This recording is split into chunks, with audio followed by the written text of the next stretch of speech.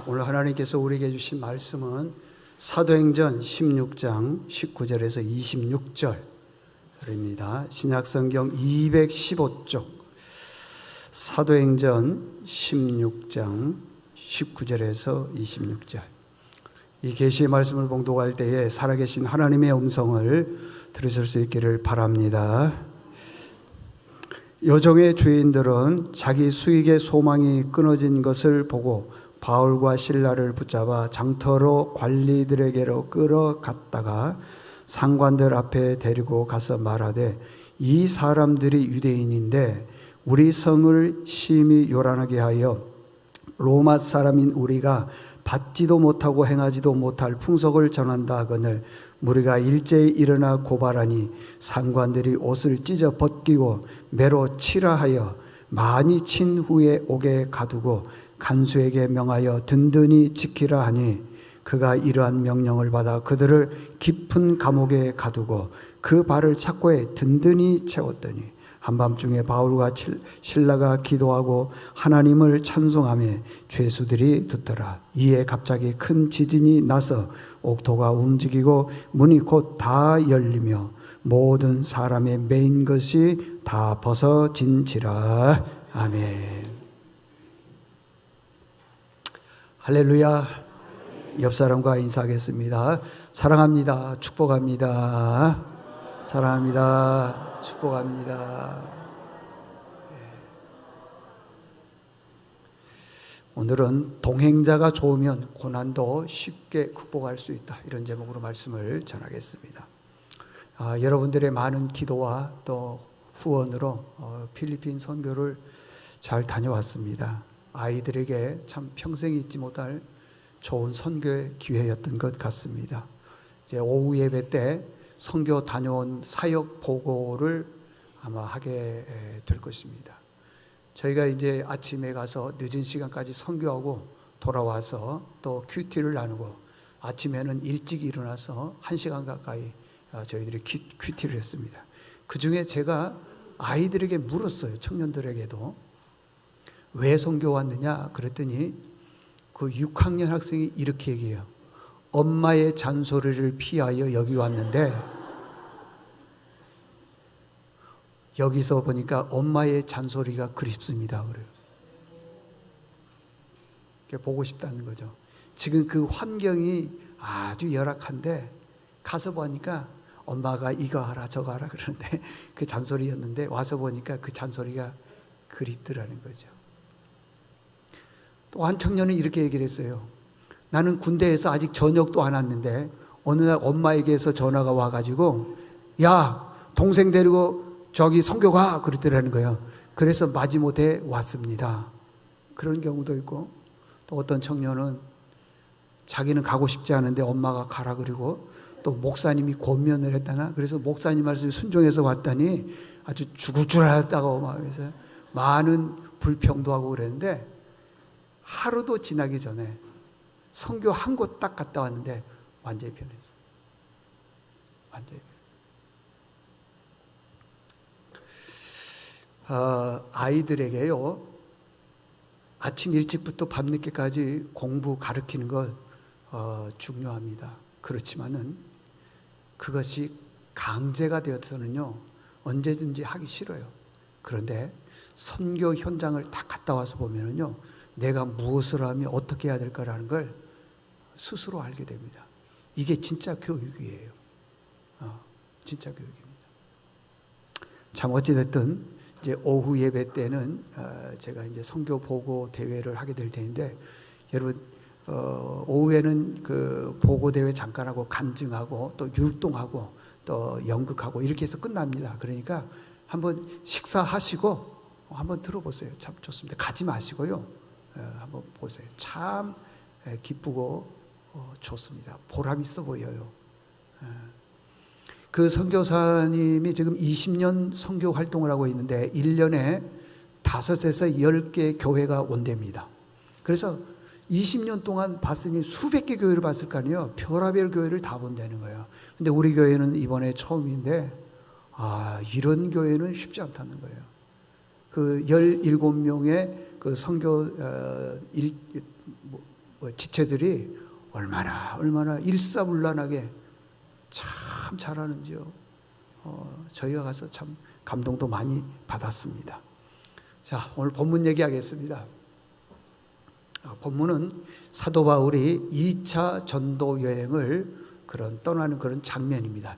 1차 전도 여행은 지난주에 말씀드린 것처럼 아시아, 트리키에 있는 지역에 교회들을 쭉 전도를 했어요. 그리고 시간이 지난 다음에 2차 전도 여행은 1차 전도 여행 때 세운 교회들이 얼마나 잘 서 있는지, 별 문제가 없는지 확인하기 위해서 2차 전도 여행을 떠났는데, 갑자기 성령님께서 그 아시아에 세워져 있는 교회로 가지 말고 어디로 가라 그랬다? 유럽으로 가라.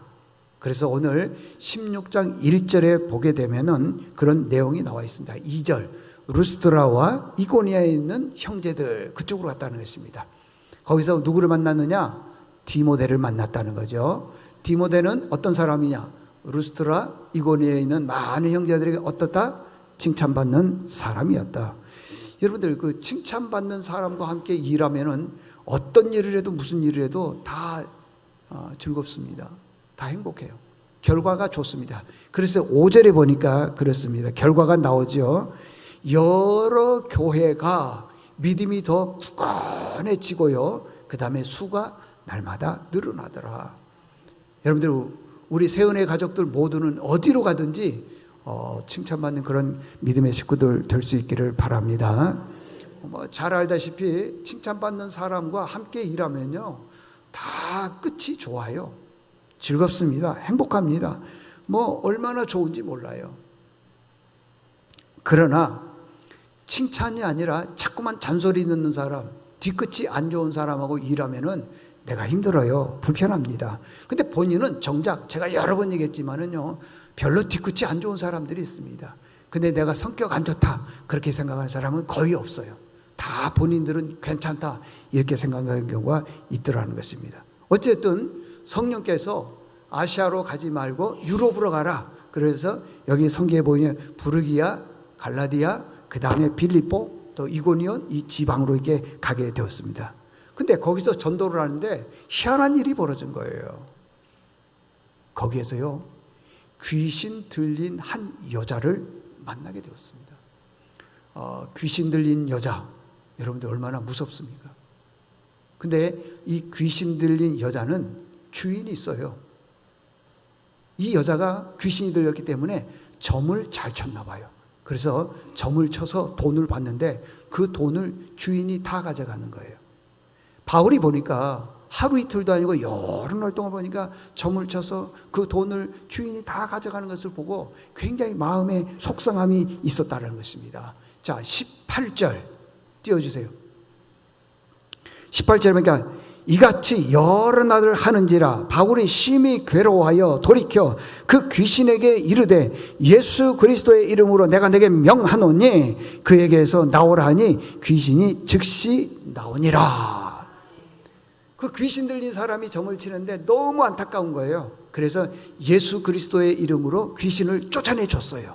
그러면은 주인 입장에서 봤을 때는 내 여종 하인이 귀신 들렸는데 쫓아내 줬으면은 고맙다 해야 될 거 아니겠어요? 근데 그렇지 않아요.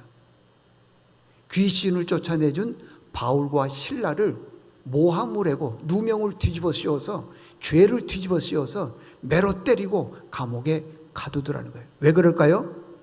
주인 입장에서 봤을 때는 이 여인이, 귀신 들린 여인이 그 점을 쳐줌으로 해서 수입이 늘어났잖아요. 근데 귀신이 나갔으니 점을 못 치니까 수입이 줄어들 거 아니겠어요? 그러니까 그 돈 때문에 그렇게 되더라는 것입니다. 자, 이제 바울과 실라가 관원들이라는 것은 높은 지위에 있는 사람들에게 잡혀갔습니다. 그리고 누명을 뒤집어 씌우는데 귀신 쫓아내준 것밖에 없습니다. 그런데 이렇게 누명을 뒤집어 씌우는 거예요. 나라를, 국가를 전복하기 위해서, 쿠데타를 일으키기 위해서, 나라를 어지럽기 위해서. 오늘 성경에 보니까 로마인 우리가 보지도 못하고 듣지도 못한 이상한 말들을 하더라. 그 선동을 하더라는 거예요. 그래서 이 나라를 전복시키려고 그럽니다. 했더니 거기에 높은 관원들이 맞다 그러면서 바울과 실라를 돌로 쳐라. 그래서 많이 매를 맞고 감옥에 들어가 있었다는 거죠. 오늘 성경에 보면은 그냥 감옥이 아니고 깊은 감옥. 그 다음 말씀에 보니까요, 손발을 든든히 묶고, 든든히 묶고. 그러니까 깊은 감옥에 있죠. 손과 발은 든든히 이게 다 묶여 있죠. 이런 상황이 있더라는 거예요. 여러분, 감옥이 어떤 곳입니까? 감옥은요, 죄를 지으면은 죄의 값을 치르는 것이 감옥입니다. 그런데 감옥에 들어가 있는 사람들한테 물어보면은요, 자기가 특별히 잘못해서 그런 게 아니라 누구 때문에 그렇다. 그러니까 다 원망과 불평이 있는 그곳. 정말 우리가 감옥에 가게 되면은 피폐해지잖아요. 그곳이 감옥인데, 그곳에 가서 그것도요, 햇빛도 들지 않는 깊은 감옥, 손과 발은 든든히 쳐여 있고 아무것도 할 수 없는 그곳, 얼마나 불평이 많겠어요. 그런데 그곳에서 바울과 실라는 뭘 했느냐? 찬송했다는 거예요. 찬송. 왜 찬송했게요? 두 사람의 관계가 좋으니까. 그걸 동행자 그러는 거예요. 만약에 그 중에 한 사람이라도 원망과 불평했다면 찬송이 나오지 않았을 것입니다. 그런데 찬송을 했다고 하는 것입니다. 여러분들, 동행자가 좋으면 어떤 일들이 벌어지는지 우리가 두 가지로 간단하게 한번 살펴보겠습니다. 첫 번째, 동행자가 좋으면요, 고난이 오히려 찬송으로 바뀐다는 거예요. 아멘? 바뀐다는 것입니다. 22절 보십시오. 무리가 일제 일어나 고발하니 상관들이 옷을 찢어 벗기고 매로 치라 그랬다는 거예요. 여러분, 바울이 정말로 나라를 전복시키려고 그랬을까요? 아니에요. 예수의 복음 전한 것 외에는 없고요, 귀신을 쫓아내준 것 외에는 없습니다. 그런데 이렇게 누명을 뒤집어 씌워서 감옥에서 종일 매를 맞고 온몸은 피투성이가 되고 이렇게 억울한 상황임에도 불구하고 찬송했다라는 거예요. 여러분, 찬송은 기적이 있는 줄로 믿습니까? 찬송은 기적이 있어요. 찬송은 기적이 있습니다, 여러분들. 어찌 보면요, 신라 입장에서는 또 달라요. 바울과 신라가 같이 갔는데 바울이 신라를 데리고 갔거든요. 바울은 전도에 열정이 있었습니다. 복음을 전하기 위해서 부름받은 사람입니다. 그런데 신라는 그렇지 않아요. 따라가자 해서 간 거예요. 근데 전도하러 왔는데 보니까요, 이렇게 누명을 뒤집어 씌움을 당하고 매를 맞고 감옥에 착고에 처해 있는데 얼마나 원망과 불평이 있었겠습니까? 얼마나 바울에 대해서 원망이 많았겠습니까? 그런데 전혀 그러지 않더라는 것입니다. 오히려 바울과 실라가 그 감옥에서 찬송하더라는 거예요. 이게 진짜 믿음입니다, 여러분들. 이유가 뭐냐? 동행자가 좋았기 때문에 그렇습니다. 여러분들, 어떤 일을 하든지요, 일이 힘든 것 아닙니다. 직장을 다녀도요, 일이 힘들어서 힘든 것 아니에요. 또 어떤 일을 하더라도요, 일이 힘들어서 그런 건 아닙니다. 교사를 하든 찬양대를 하든 식당 봉사를 하든 어떤 일을 하든지 일이 힘들어서 그런 거 아니에요. 돈이 없어서 힘든 게 아닙니다.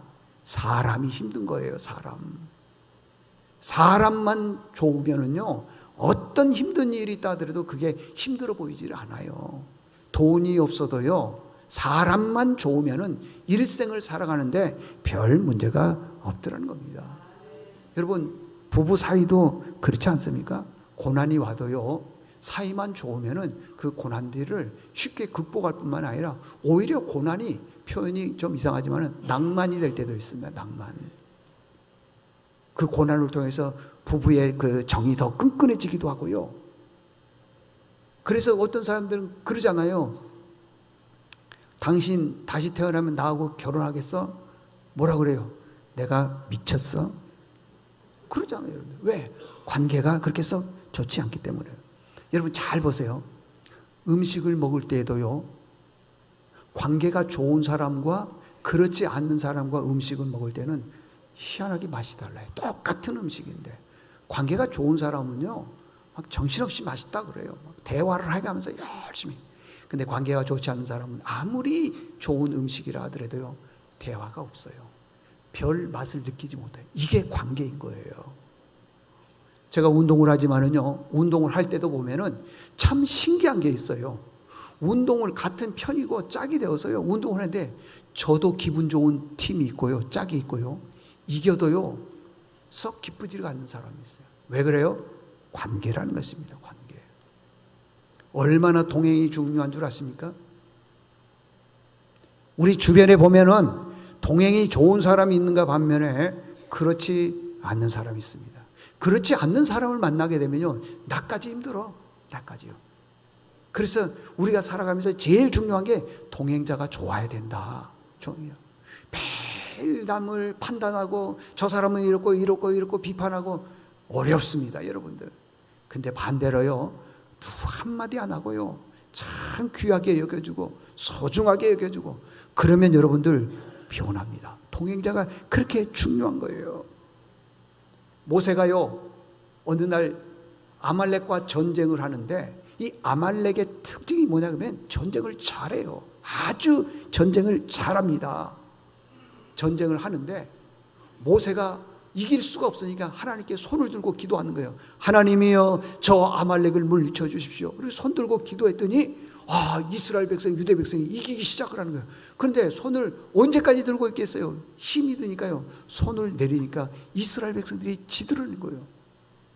올리면 이기고 내리면 지는 거예요. 그걸 알고요, 아론, 훌 두 사람이 모세를 돌 같은 의자에다가 딱 놓고 아론이 오른손, 훌이 왼손 딱 들고 있으니까 종일 이스라엘이 아말렉과 전쟁에서 이기더라. 여러분, 아론과 훌, 그 다음에 모세, 이런 사람들의 동행이 좋았기 때문에 전쟁에서 승리한 것 아니겠습니까? 여러분들은 얼마나 동행자들이 많습니까? 지금은 쭉 성장해 오면서 동행자들이 참 많을 겁니다. 그런데 좋은 관계를 맺는 동행자들이 과연 얼마나 됩니까? 지금 시대는요, 모바일 시대라 해가지고 SNS 하나만 가지고 있으면은요, 외롭지도 않아요. 이거 만지고 있으면 시간 가는 줄 몰라요. 그래서 나 혼자 살고 있는 시대에 살아가고 있어요. 그런데 그런 분들이 위험한 게 뭔 줄 아세요? 내 인생에 어떤 어려움이나 고난, 역경들이 오면은요, 그 헤쳐나갈 능력이 없어요. 인생은요, 혼자 사는 게 아닙니다. 더불어 사는 겁니다. 관계가 참 중요한 거예요. 어떤 때는요, 죽음의 골짜기가 나를 기다릴 때가 있어요. 보면은요, 다윗이 그랬어요. 내가 사망의 음침한 골짜기로 다닐지라도 고난, 어려움을 당하지 않는 것은 주께서 나와 뭐라고 그랬습니까? 보세요. 다윗은요, 하나님과 늘 동행하는 분이었다는 것입니다. 여러분들의 동행자가 많을 거예요. 어느 장례식장에 가게 보면요, 또 어느 결혼식장에 가게 보면은 많은 하객들이 옵니다. 조문객들이 옵니다. 그리고 같이 울어주는 사람이 있어요. 근데 반대로요, 어느 장례식장이나 결혼식장에 가게 보면은 텅 비어 있어. 여러분 몰라서 그래요. 세상에서 수많은 사람들이 있으니까 뭐 다 내 편일 것처럼 보죠. 그렇지 않아요. 죽으면 끝인데 뭐 오든 말든 그러면 그렇게 사세요. 여러분, 우리가 인생을 살아갈 때 관계가, 이 동행하는 사람이 매우 중요함을 깨닫고 지금부터라도 내 주변에 계신 모든 분들이 소중하다는 생각을 깨닫고 좋은 관계 맺기를 바랍니다. 이게 첫 번째 주신 메시지고요. 두 번째는요, 동행하는 사람이 좋게 되면은 두 가지예요. 주변 사람을 변화도 시키지만요, 기적도 일어나요. 기적. 주변 사람을 변화도 시키지만은 기적도 일어난다는 것입니다. 자, 감옥의 죄수들을 지키는 사람을 간수라 그럽니다. 간수의 사명은 죄수들을 지키는 겁니다. 여러분, 죄수들이 도망가고 탈출하게 되면 어떻게 되겠어요? 그래서 늘 지키는 거예요. 만약에 죄수가 도망을 가거나 문제가 생기게 되면 그 모든 책임은 간수가 지는 거예요. 당시에는요, 간수가, 만약에 죄수가 도망갔다 그러면 간수가 사형당하는 겁니다. 그 정도로 책임이 큽니다. 그런데 오늘 성경에 보니까요, 참 희한한 것은요, 간수가 잠을 자요. 졸아요. 졸면 안 되는데 졸아요. 근데 상황을 보게 되면요, 좋을 상황이 아니에요. 제가 지금 기적을 얘기하는데 좋을 상황이 아니에요. 자, 바울과 실라가 매를 맞고 감옥에 들어가서 깊은 감옥에 들어가서 뭐 했다 그랬죠? 찬송했다 그러죠. 찬송을 할 때 두 사람이 얼마나 크게 찬송했을까요? 크게 찬송했을 거예요. 아마 여기 계신 분들 중에요, 그 잠자리가 예민한 분들이 있을 거예요. 잠자리, 그죠? 그래서 뭐 누군가 뭐 부시럭부시럭 하면 금방 깨잖아요. 제가요 잠자리에서 좀 예민한 편입니다. 저 예민한 남자입니다. 조금만 무슨 소리를 해도요 자도 그냥 깨. 그래서 우리 집엔 도둑이 못 들어와. 다 내가 잡아내. 근데 바울과 실라가 찬송을 했다는 것입니다. 어디 그뿐인지 아세요? 찬송할 때요 그 감옥이 있는데 터가 움직였다는 거예요. 지진이 났다는 거예요. 그리고 옥문이 탁탁탁탁 깊은 감옥에서 든든히 착고에 채우라 그랬으니까 그 감옥에 문이 몇 개가 있었겠어요. 근데 그냥 막 쇠문이 뭐에 드르륵 하면서 열리더라고요. 그런데 간수가 잠이 옵니까? 잠자게 하는 것도 하나님의 기적이에요. 예배 시간에 주무신 분들도 기적이에요. 기적이에요. 잠을 자는 거예요. 오늘 본문의 내용이 그런 거예요. 그리고 난 다음에 갑자기 소리도 나오죠. 나중에 봤더니 옥문이 다 열려 있는 거예요. 그러니까 옥문이 열렸다는 것은 우리가 생각하는 문 하나가 열렸다는 게 아니라 깊은 곳이니까 그 깊은 감옥에 쭉 문이 있었다라는 거예요. 그게 다 열려 있더라는 거예요. 그러니까 간수가 보니까요 죄수들이 다 탈출한 줄 알고 야, 이 큰일 났다. 이리 죽으나 저리 죽으나 마찬가지니까 내 죽어야 돼. 자기가 칼을 빼두고 자결을 하려고 그러잖아요. 그때 바울이 저 깊은 감옥 속에서 네 몸을 상하게 하지 말라. 우리가 다 여기 있다. 아니 보통 같으면은 여러분 쇼생크 탈출 보셨어요? 그 감옥에서 도망치잖아요, 여러분들. 조금이라도 뭔가 틈이 있으면 도망가려고 그러는데 그게 감옥인데 희한하게 감옥의 문이 열렸음에도 불구하고 아무도 가지를 않는 거예요. 바울도 실라도 도망 안 가는 거예요. 그때 간수가요 도대체 당신들이 믿는 하나님은 어떤 분이냐? 문이 다 열리는데 가지도 않는데 어떤 분이냐? 여기 성경에 보니까 그래요. 그때 바울이 그런 거예요. 31절 띄워줘 보세요.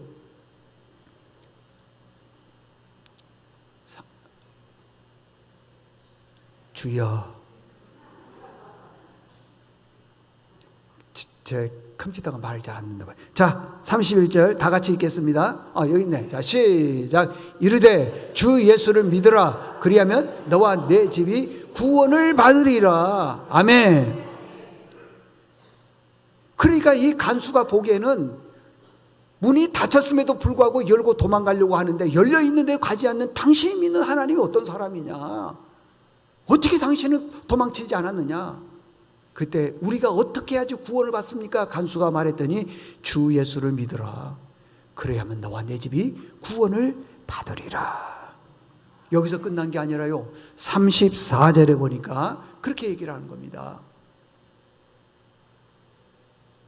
34절 그 밤 그 시각에 간수가 그들을 데려다가 그 맞은 자리를 씻어주고 자기와 온 가족이 다 세례를 받았다 그러지 않습니까? 그러니까 자기만 구원받는 게 아니라 온 식구들까지도 다 구원받게 해주는 거예요. 다 예수를 믿는 겁니다. 다. 얼마나 놀라운 여러분 기적입니까? 나만 예수 믿는 게 아니라 주변에 있는 사람들, 혹시 우리 주변에 내가 교회를 오래 다녔음에도 불구하고 예수를 안 믿는 사람 있으면은요 나에게도 조금은 책임이 있어. 나에게도. 왜? 본이 되는 그런 삶을 살지를 못했기 때문에 그랬어요. 보세요. 간수가요 온 집안 식구들을 다 구원시키지 않습니까? 여러분 생명이 있는 것과 없는 것에는 차이가 있습니다. 생명이 있는 분은 주변 환경의 영향을 안 받아요. 생명이 없는 분은 주변의 환경의 영향을 받습니다. 이제 목숨이라고 말할 수 있지만은 영혼을 생명이라고 그랬습니다. 잘 보세요. 그 생명하고 시체는 다르죠. 생명은 주변의 영향을 안 받습니다. 그러나 시체는 주변에 영향을 받아요. 예를 들어 볼게요. 우리 몸이 36.5도라 그랬죠. 그러면은 지금 뭐 37도, 38도라 그러는데 이 밖에 있는 날씨가 40도라고 예를 들어 보자고요. 그러면 우리 몸이 40도로 올라가요? 안 올라가요? 몰라. 안 올라가죠. 왜 그럴까요? 내가 살아있기 때문에. 여러분 보세요. 한 겨울에 바깥 날씨가 영하 15도예요. 그럼 우리 몸이 영하 15도입니까? 아니잖아요. 여전히 우리는 36.5도 주변이에요. 이게 생명이 있는 분이에요. 근데 생명이 없는 시체는 바깥 온도가 40도라 그러면 그 시체는 40도예요. 만약에 바깥 온도가 영하 15도라 그러면 그 시체는 영하 15도예요. 왜요? 생명이 없기 때문에. 신앙생활 하면서요, 생명이 있는 분과 없는 분은 차이점이 있습니다. 생명이 있는 분은요, 어떠한 고난이 오고 역경이 와도요, 예수 그리스도를 내 마음에 영접하기 때문에 주변의 영향을 안 받아요. 심지어는 부도가 나고요, 심지어는 큰 질병이 걸려도 내가 원하는 자녀의 모습이 아니더라도요, 생명이요 흔들리지 않아요. 근데 생명이 없는 분은요, 자녀가 학교가 뭐 잘 안 되거나 취직이 안 되거나 또 여러 가지 어려움 고난이 오면요, 교회 다니다가 또 안 다녀버려요. 그걸 시험이라고 그러는데 시험이라기보다는요, 믿음이 없는 겁니다. 뭐 사람인 거로 시험에 들 수는 있죠. 그렇지만 생명이 있는 사람은 금방 일어나요. 금방 깨닫습니다. 근데 교회를 안 다녀버려요. 이번 코로나 기간 동안에 보니까요, 저희 교회도요, 그 항존직임에도 불구하고 교회를 안 다니더라고. 지금은 잘 모르겠어요. 다니는지. 우리 교회가 싫어서 뭐 안 다니다 뭐 어떻게 뭐 다른 교회 다닌다면 그거 좋겠지만은 지금 교회를 아예 안 다닌다면 그분은 그 전에 생명이 없었던 거예요. 그러니까 생명이 있는 분과 없는 분의 차이점은 주변의 영향을 받는 것과 받지 않는 것의 차이점이라는 것이에요. 제가 한 가지 예만 들고 말씀을 마치도록 한번 해보겠습니다. 생명이 있다 없다. 역대하 20장에 보면은 여호사밧이 나옵니다. 여호사밧은 오직 하나님만 섬기는 사람이었는데 갑자기 주변에 있는 모압과 암몬, 마온 이 세 나라가 연합을 해서 작은 유다 나라를 쳐들어오는 거예요. 여호사밧 왕이 그 모습을 보고 너무 놀란 거예요. 우리나라는 작은 나라고 연합해서 왔으니, 특별히 모압과 암몬, 마온 이 나라는 전쟁을 참 잘하는 나라거든요. 이길 수가 없어요. 그때 여호사밧이 한 행동이 뭐냐 그러면요, 얼마나 무서웠는지 이렇게 얘기해요. 하나님, 전쟁이 너무너무 무섭습니다. 내가 어떻게 해야 될지를 도대체 모르겠습니다. 그리고 백성들에게 금식을 선포해 줍니다. 하나님께서 저더러 성전을 지으라 그래서 성전을 지었지 않습니까? 그리고 하나님께서 말씀하시기를 네가 고난이 오거나 역경이 오게 되면은 여기 와서 기도하라 그러지 않았습니까? 하나님께서 구체적으로 말합니다. 재앙이 오거나 난리가 오거나 책망받는 일이죠. 견책이 오거나 전염병 기근이 오거들랑 이 성전에 와서 기도하라. 그러면 내가 네 기도를 들어줄 것이다. 그때 여호사밧이 얘기합니다. 하나님, 나는 저 큰 무리들을 대적할 능력이 없습니다. 어찌할 줄 모릅니다. 역대하 20장 12절 저는 오직 주님만 의지하겠습니다. 그때 하나님의 영이요, 레위 사람 야하시엘이라고 하는 사람에게 하나님의 영이 임하는 거예요. 그리고 하나님께서 야하시엘에게 이렇게 말씀하는 거예요. 참 기가 막혀요. 하나님이 뭐라고 했냐면 이 전쟁에는 너희가 싸울 것이 없다. 그냥 하나님이 어떻게 하는지 가만히 서서 보기만 하라. 그러더라는 거예요.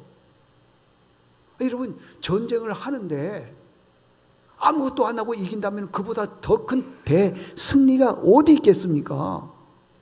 가만히 보기만 하는 거예요. 그래서요, 그 유다의 백성들이 다 모여가지고 아침 일찍, 이건 새벽을 말합니다. 아침 일찍 두고와 골짜기에 이스라엘 백성들이 쫙 서 있는 거예요. 그냥 하나님이 어떻게 역사하나 보자 보고 있는 거예요. 그때 그 모압과 암몬, 마온 이 세 나라가 연합한 나라가 그 엔게디 골짜기라는 골짜기에서 이제 전쟁을 하려고 오는데, 자, 두고와 골짜기에서 이렇게 보고 있는 거예요. 어떻게 하나 보자. 하나님이 어떻게 역사하는지 보자. 저 보고 있는 거예요. 그때 여호사밧이 얘기합니다. 너희는 하나님과 선지자를 철저하게 의지하라. 의지하라.